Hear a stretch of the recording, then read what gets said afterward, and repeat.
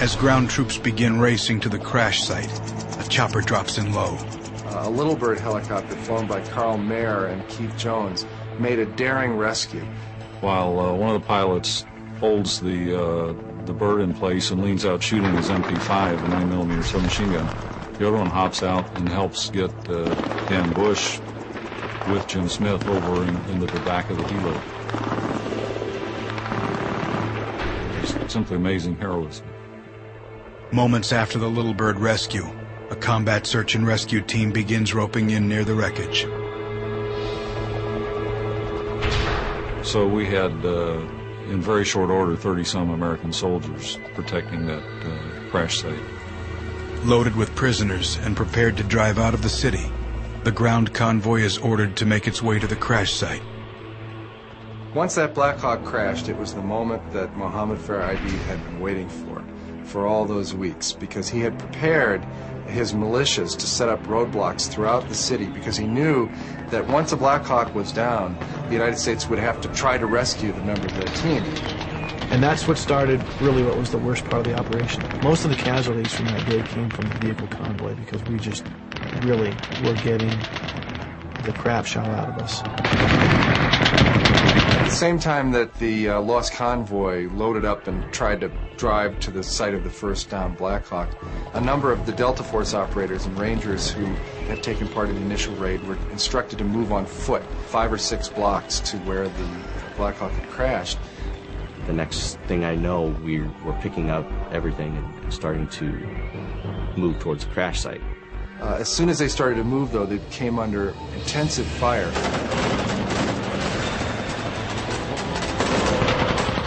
The more experienced Delta operators urged the young Rangers to keep moving. It didn't feel like the prudent thing to do at the time, you know. But they said, you gotta move, and finally they just went around me and they went inside the garage area. I just remember hearing a few shots, like ba ba ba ba ba ba. One of them poked his head out and said, "Okay, you guys, a good move." It's pretty impressive, because at that point I was scared.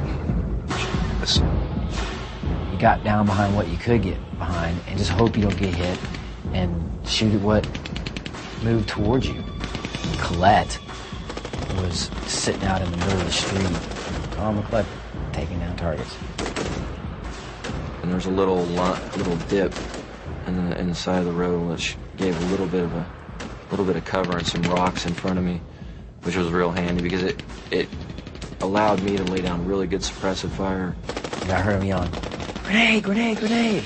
It just, we all kind of hit the ground, and this thing went off, and it went off right out where Colette was. He started to yell my name. He's like, "Colette, Colette, Colette." He's like, "Are you all right?" I'm like, "Yeah, dude, I'm all right." So I gave him a thumbs up and just continued. But grenades blow up and out, so luckily. We're moving down the street now, and then the whole column took a left turn towards the bird, which was back north again. And once that happened, everything slowed down and bogged down, because that's when the volume of fire got Hollywood. And that's when Filmer got hit. He was one of the D boys. I saw him get hit and just drop. And it was really strange to hear someone say he's dead, and it wasn't training. Fillmore's death was a shock. The young Rangers kind of hero worship the Delta guys. They realized that if somebody like him was getting killed or could get killed, that it was unlikely that they were going to get out alive. I'm seeing guys get hit, and I remember thinking, when am I going to get hit? I know I'm going to get hit. This pain that you hear in someone's voice when they're hit, and disbelief. You just didn't want to hear anyone scream anymore. That was the big difference between training and the reality. While the ground troops come under heavy fire, the ground convoy wanders through the maze of narrow streets, struggling to find the crash site. It became very apparent to me that the directions we were getting weren't working very well. I had this feeling of futility that came over me. You drive through a block where people are shooting at you from every direction, only to be told, "No, we're going the wrong way, turn around." we have to go back the other way, realizing that for no apparently good reason, you're now going to have to drive back through that maelstrom. More guys are going to get killed, maybe you this time. I just knew we were going to drive around until we were all dead because people were getting shot left and right in the vehicle convoy, and I was just waiting for my turn. We'd stop and we'd go, and we'd stop and we'd go, and we're picking up people that are injured along the way, such as Aaron Williamson. Aaron came limping over to the vehicle to get on, and he had a gunshot wound to his leg. And without a doubt, once we got moving, I'd have much rather been on my feet, because it was a virtual nightmare. Everywhere you went, every alley you went by, you just got pounded. We're the biggest game in town, and everybody's starting to come to play. And I was like, we rolled the dice here numerous times already today. Probably going to pay the piper again here, Smalley guy stepped out, RPG on the shoulder, and I saw him squeeze. I fired at the exact same time. In that fraction of a second, my life kind of just stopped. And I said, well, I guess this is what it's all about, That's why you get the big bucks, but you're gonna eat this. And put on that thing and nail this. My bell was wrong. I don't know how I stayed conscious. Aaron's finger or two got cut off from a piece of shrapnel. I could see the bone on the end of my finger, and at this point here, I started to fade. Sergeant Weaver's got a hold of me. He was talking to me. I remember this day, remember the Ranger Creed. And I got Williamson's fingers in my hand saying the Ranger Creed. The country expects you to do, go further, fight hard and faster than any other soldier, entire Ranger Creed. A lot of things are said about setting an example for others to follow, but I think the big thing that, especially coming out of Somalia, that you learned from the Ranger Creed, which made it really important, is the fact that we'll never leave a fallen comrade. Circling far above the battle in Black Hawk Super 6-4, pilot Michael Durant is ordered in to replace the downed Super 6-1. We orbited the target, trying to make us a difficult target to hit, changing altitude, airspeed. He only made it through about an orbit and a half when he, too, was hit by a rocket-propelled grenade in the tail rotor.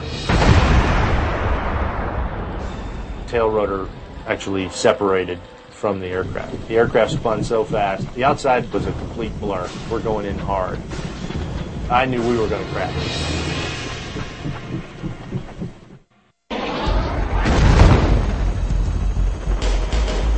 Less than an hour into the Battle of Mogadishu, pilot Michael Durant's Black Hawk is struck by an RPG. The call that I remember making is 6-4 has been hit, we're going down, we're going in hard.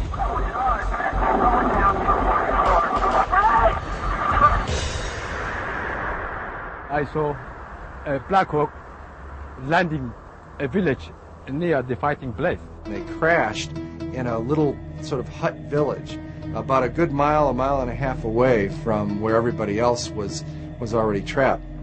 Durant and co-pilot Ray Dowdy survived the crash, but both sustained massive injuries. Probably the only reason I'm here today is that we did hit on the wheel. We still hit hard enough to break my femur on the edge of the seat and then crush the vertebrae in both my spine and, as far as I know, also Ray's spine. I remember regaining consciousness and doing things that are hard to explain. Taking off my watch, taking off my wedding band, setting them both on the center console. No idea why I would do that, but I remember doing it. Fortunately, I had my weapon right there in the cockpit with me, and I found it, picked it up, just assumed that we were going to defend our position until help arrived. All of the men on the helicopter apparently survived the initial crash, but they were stuck, and there was nobody to come help them out. Meanwhile, racing the injured Todd Blackburn back to base, Jeff Struker's 3-vehicle convoy is blocked by a mob of advancing Somalis. There were 1,000 men in that crowd with AK-47s. All of them pointed at us, and this was a very bad situation. The first thing that came to my mind was to tell Paulson on the 50 cal in front of me. I said, Paulson, I want you to put it right over their heads and part this crowd like the Red Sea.